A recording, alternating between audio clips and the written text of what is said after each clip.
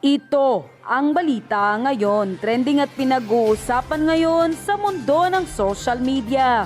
Ang di umano'y balitang matapos ang kumpirmadong balita na kinumpirma na mismo at binasag ang report ng team ni former Vice President Leni Robredo na pumunta sa kanya ang Agila ng Mindanao at ang kasalukuyang Vice President ngayon walang iba kundi si Sara Duterte. Mga dilawan, kakamping at maging ang mga loyalista ay tunay na nagulantang at nataranta dahil former Vice President Leni Robredo tila binasag na ang katahimikan at tuluyan na nga bang iniwan ng Liberal Party. Pero bago ang lahat, kung bago ka pa lamang sa aming channel, please huwag kalimutang mag-like, subscribe at i-click ang notification bell para mas maging updated ka pa lalo sa lahat pa ng bagong video na i-upload namin. At eto na nga mga kababayan, ganyan mangbulabog ang Agila ng Mindanao. Matapos mapabalita kamakailan lamang ang pagbihirang pagbisita ni Vice President Sara Duterte kay former Vice President Leni Robredo na tila gumulat sa mga kakamping, dilawan at maging ang mga loyalista. Tila hindi na nga raw alam ng marami sa mga taga-suporta ni Marcos Jr. kung ano na ang kanilang susunod na gagawin matapos silang sabay-sabay na mabulabog nang kumpirmahin mismo ng dating Vice President na si Leni Robredo na personal na nagtungo sa kanya ang kasalukuyang Vice Presidente na walang iba kundi si Vice President Sara Duterte para personal na kamustahin ang kanyang kalagayan at maging ang kanyang pamilya. Dahil sa tagpong ito, akiwari tuloy ng ilan sa ating mga kababayan na pareho nga daw ng naging kapalaran ang dating Vice Presidente na si Leni Robredo at ang kasalukuyang Vice Presidente na si Sara Duterte. Tila pareho di umano silang nabudol ni Marcos Jr.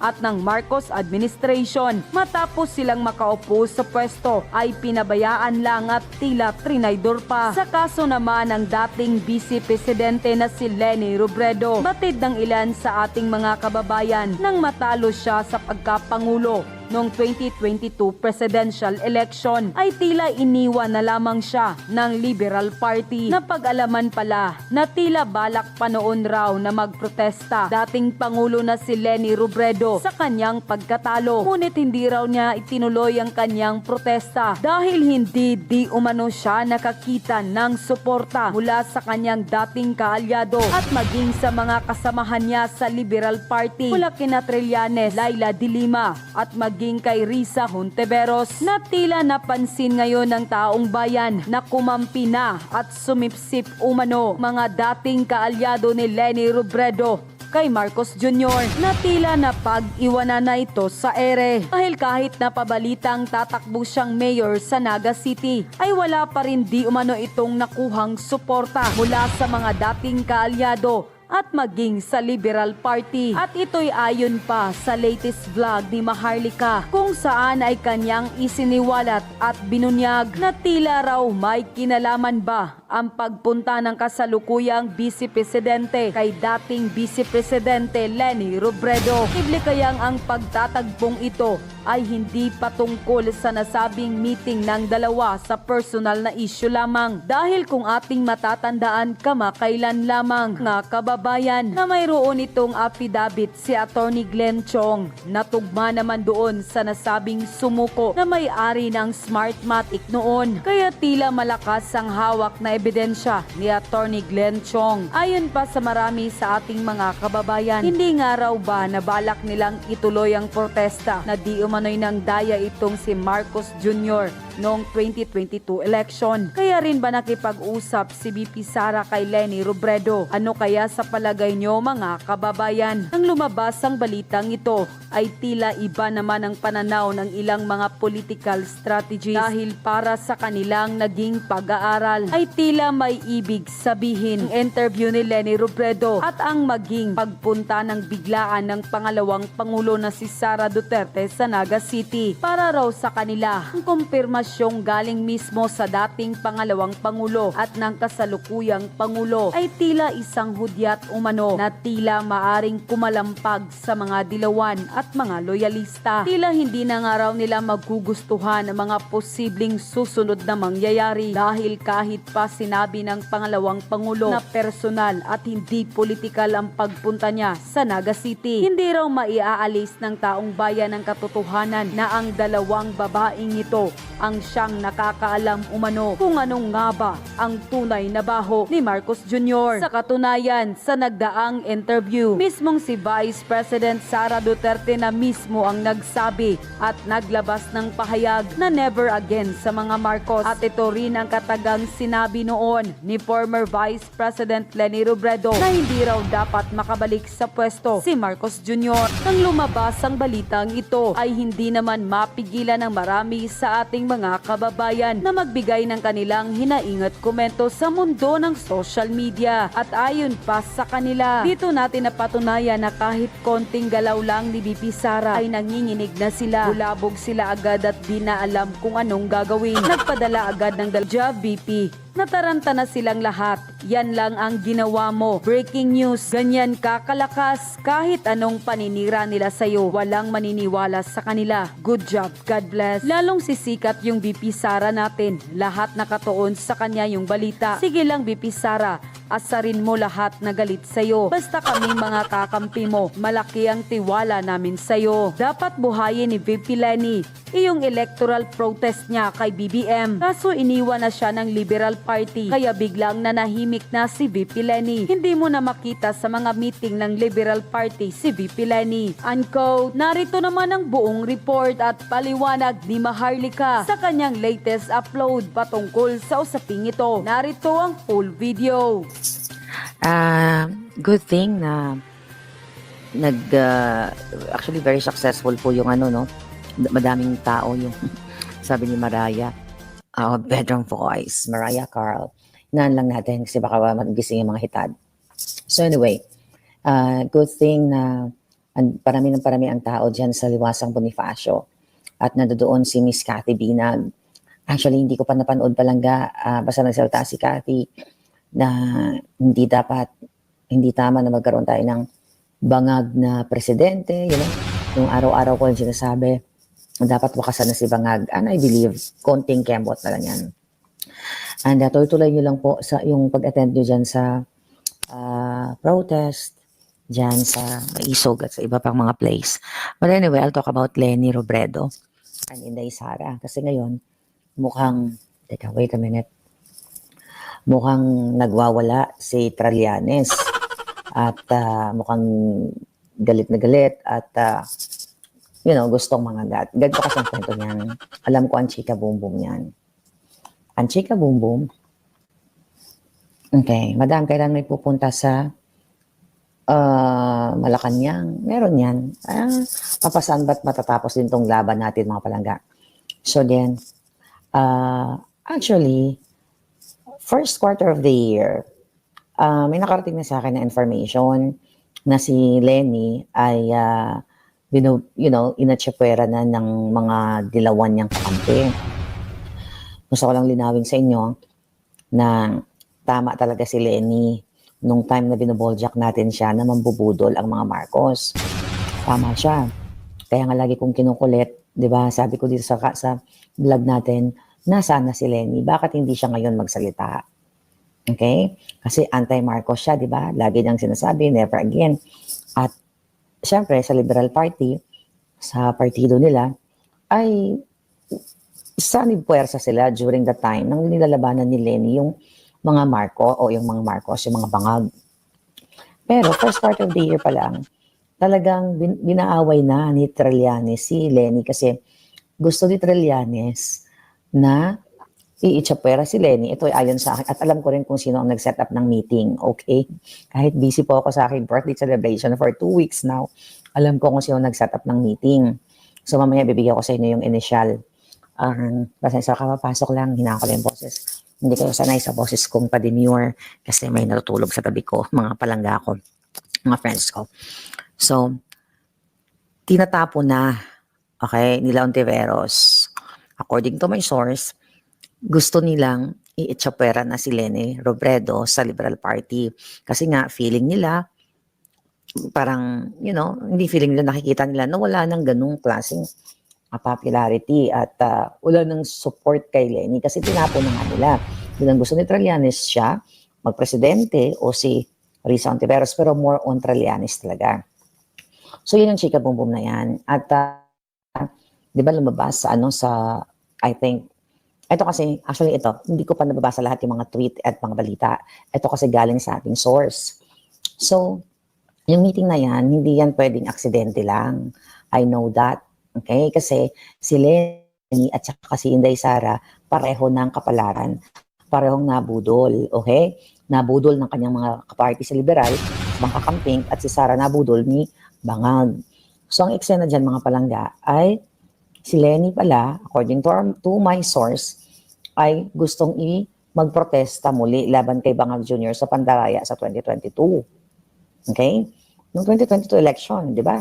Si Attorney Glenn Chong ay may affidavit yan na sinasabing nandaya talaga si Bangag Jr. But anyway, between the Liberal Party, gusto palang mag-i-push siya na ni Leni ang, according to my source, yung protesta na naman sa President. Kaso wala siyang nakukuhang support sa kila Trillanes, kila De Lima, dito kila Ontiveros. Kasi, nakita nila na, hindi ka na namin kaya siguro, nakikita nila na, yun na nga, ginamit lang nila si Leni, user lang talaga sila. So ngayon, kanya-kanya sila, alam niyo naman sa politika, di ba? Karamihan ay greedy, karamihan ay vested interest. Actually, pareho ng kapalaran si Leni at si Inday Sara. So, ayon sa aking source, bigyan natin ng initial kung sino ang nag-arrange ng ko muna. Bibigay pa natin. Sige. Kung sino ang nag-arrange ng kanilang pagtitipon doon sa Peña Francia Festival ba? Sa barrio ni Leni. Start with letter P. Okay.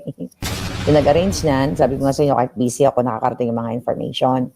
So, start with letter P. So, si letter P, matagal na akong, igib mo na. Matagal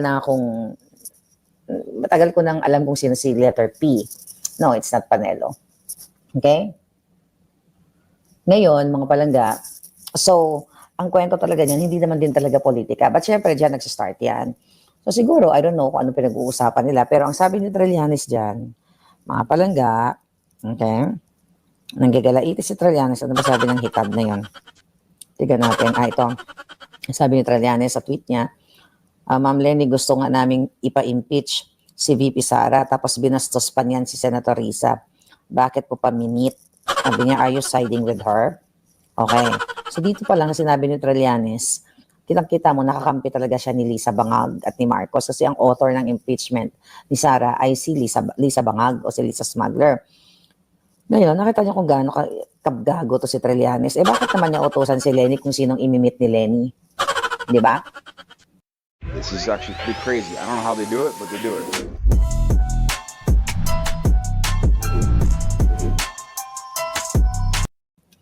Bakit niya utusan si Leni? Bakit niya didiktahan si Leni? Diniktahan na nga nila eh. Yung si Pangilinan at saka si Marojas, alright, hindi na rin sila in good terms ngayon. Wasak na ang kakamping. Kasi ang mga kakamping na anti-Marcos, matotoong anti-Marcos, nandoon pa rin sa kanilang pinaglalaban pero nagpapakaramdaman sila. Yung mga kakamping na mga tinraidor kayo, kung may kakamping kayo dito, katulad ni Trillanes, katulad ni Ontiveros, na inappoint ang kanyang sister at ang brother-in-law ni Bangag Jr., hindi na yan magiging kakampi ni Leni. Okay? Hindi na magiging kakampi ni Leni kasi nagkaroon na ng benepisyo si Ontiveros sa kay Bangag. So, ganun ang nangyayari ngayon. Kaya naman si Leni, according to my source, somehow, hindi lang in-announce ni Leni siguro to, maybe one day, is thankful pa rin siya dahil hindi hinayaan ni Duterte na magwagi si Bangag Jr. sa kanyang electoral protest noong 2016. Grabe, Grabe yung politika, mga palangga. So ngayon, di ba, dahil during 2016, ay nanghingi ng tulong yung si Bangag Jr. at saka si Lisa Tanas sa Duterte administration. Patulungan sila para manalo sila sa kanilang electoral protest. Pero di ba, nalala ninyo ang sabi ni Pangulong Duterte doon, matatapos ni Leni ang kanyang vice presidency, which is nangyari nga talaga. Ang good thing na rin. Even though ako ay kakampi ni Bangag noon, tama na rin na natapos ni Leni ang electoral protest kasi budol talaga itong putang ng Marcos Jr. na to. Kaya nga sabi ko kayo mga pinklawan, ang pinaglalaban nyo noon ay para sa bayan. Galit kayo kay Marcos.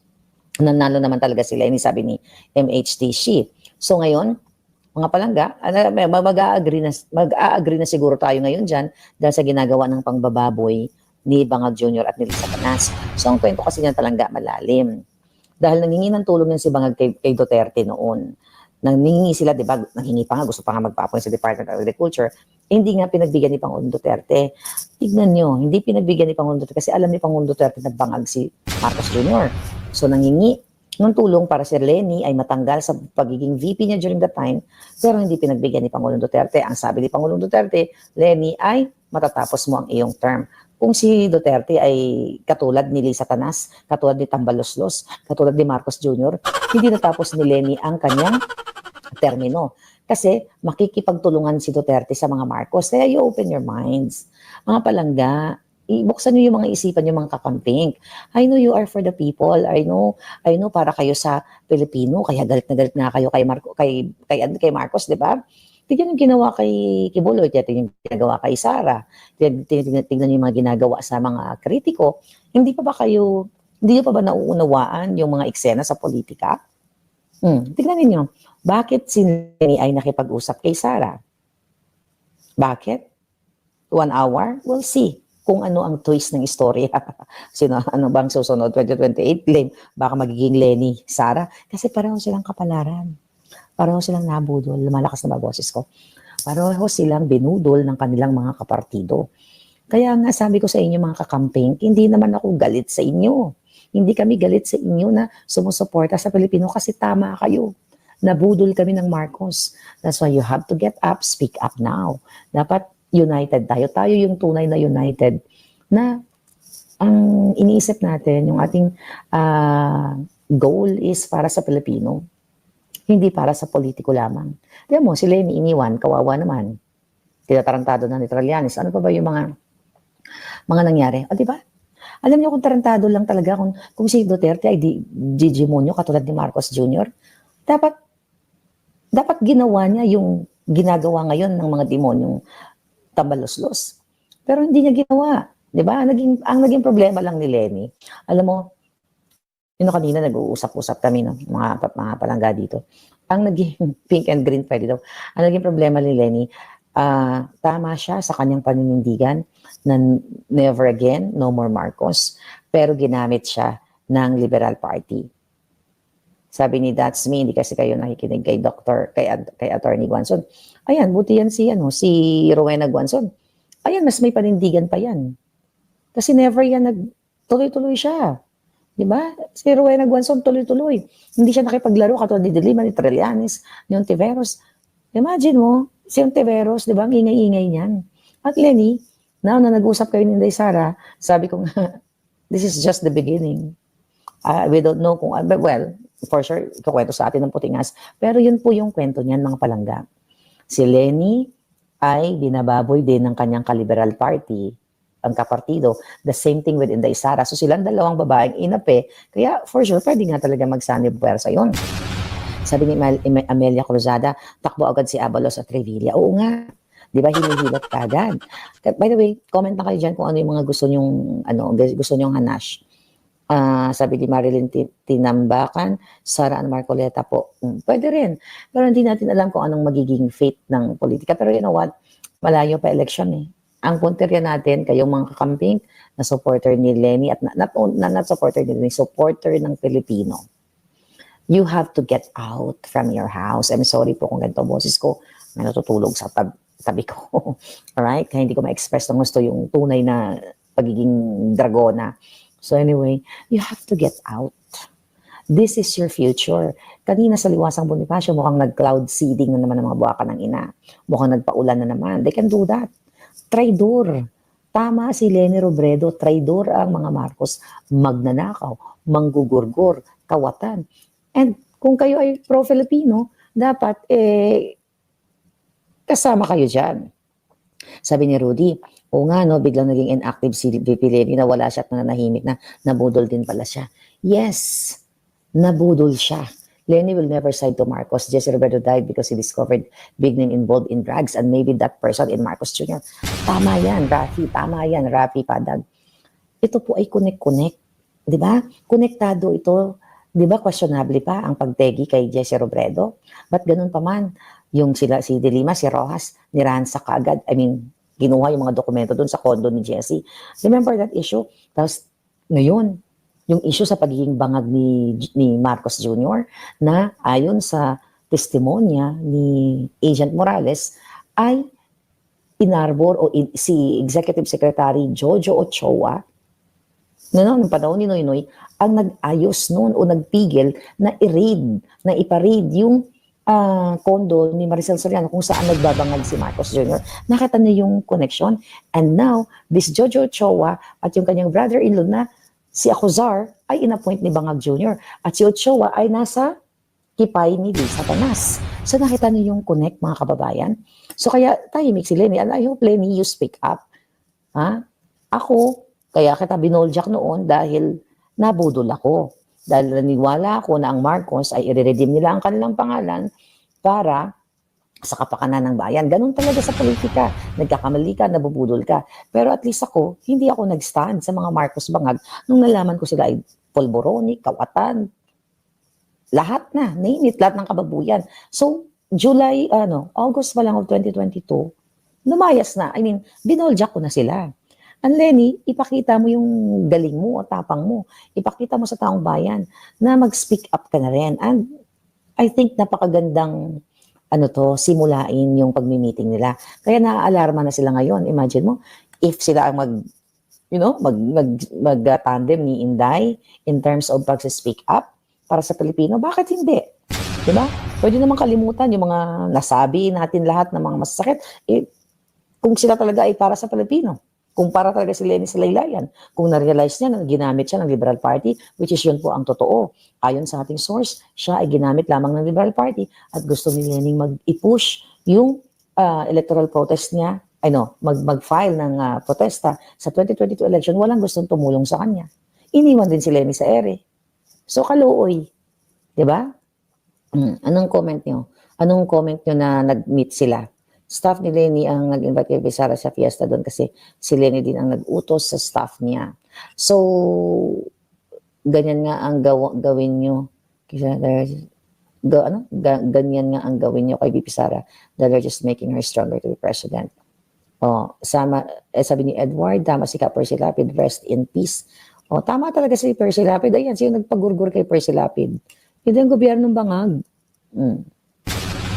Sabi ni Mercedita Marilao, Maharlika, sabi ng KOG, sabi hindi na daw muna sila sasama sa maisog. Well, I think may catch yan. Hindi na muna natin i-discuss yan. But I have knowledge about it. Okay? Focus muna tayo dito sa issue ng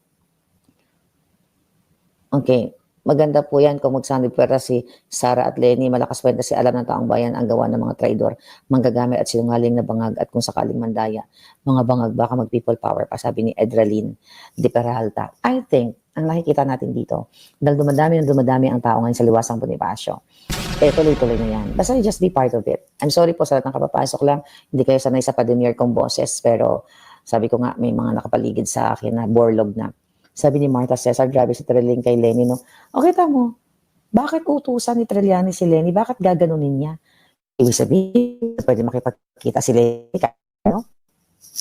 Or sa mga taong ayaw nila. Diktador. Saan nagmana si Trillanes? Hindi kay Marcos Jr. at kay Lisa Panas, bakit nilidiktahan si Lenny? Kung nakipag-usap siya kayo, dahil may sarili namang utak yun. May sarili namang isip. See that, mga kakamping? You open your minds. This is about your future sa Pilipinas. Forget about the political party, pero tignan ninyo yung nangyayari sa inyo ngayon. Nakarumal-dumal na ginagawa ng mga Marcos. Ang Duran-Duran, $1 million to $1.5 million. Ang mga ayuda na, hindi naman nakakarating exactly sa mga tao, pero ginagamit. Yun nga, ang concert dito, concert doon, kaluoy ka mo, kawawa kayo. I wish pwede ako magmura ng bonggang-bonggang malakas ngayon. Kaso lang wala ako sa pamamahay ko, kaya hindi pwede. Ay, naku, si Percy Lapid, ang pinakaunang biktima ni Prime Minister Jahas Nagurgor, sabi ni Vega Warp. Jerry Saplan, hi Ma'am Palangga, magandang gabi po sa inyo. Yes, thank you Palangga. Sa lahat po na nag-greet sa akin ng happy birthday, thank you so much sa inyo lahat. At grabe, non-stop ang celebration ko. Nagka-pimples na ako, wala na akong tulog. For the first time yata ng buhay ko, nagkaroon ako ng malaking pimples. Anyway, sabi ni Leonarda, Madam Marlica, grabe ang gobyerno natin, hawak sa liig ang mga sindikato, parang paminsan-minsan nagtatanong ako sa Panginoon, meron pa bang pag-asa ang ating bansa maging sindikato free? Huwag kayo mawalan ng pag-asa. Kasi pag sumuko na kayo, panalo yung mga sindikato. So kahit medyo mahirap ang laban ngayon dahil binabayaran nila lahat, nilalamon nila lahat ng pera, tinatransport sa offshore account, wala silang pakundangan na mag-imbita ng mga, yung katulad ng Duran-Duran, katulad nila Martin, yung mga local performers na ginagamit ang pera ng bayan. Ibig sabihin, bangag po talaga ang presidente at wala silang pakialam sa inyo. Imagine mo, gusto pang itago sa inyo yung Duran-Duran na concert, pero nag-leak. Di ba? At, my God, yung mga bisita hindi pinadala ng ng cellphone para hindi mapicturan, pero may nag-leak. Ano yun? Ay, nako mga palangga, I hope you will do something, mga palangga.